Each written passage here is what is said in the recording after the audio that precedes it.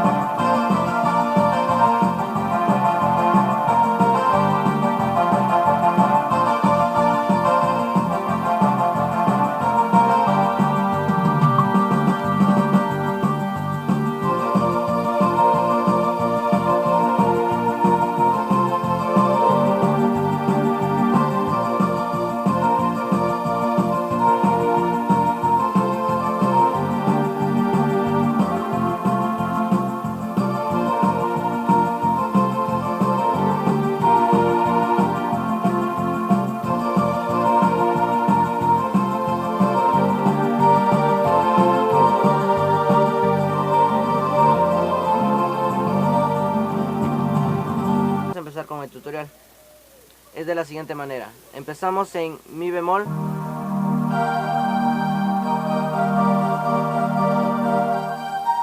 si y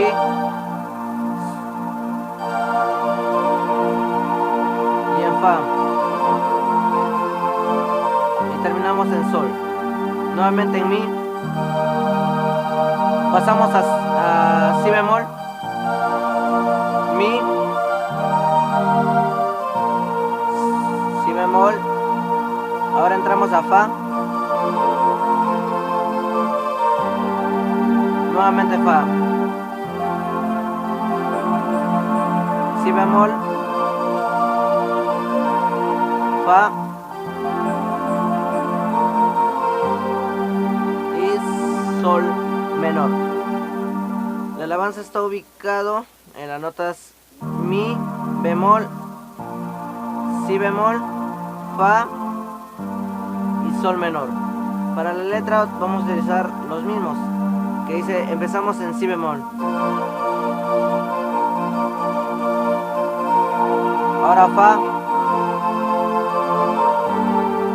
y sol menor. Nuevamente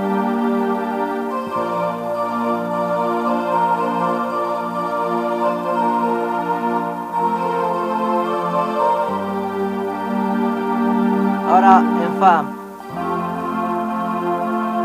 si bemol, fa,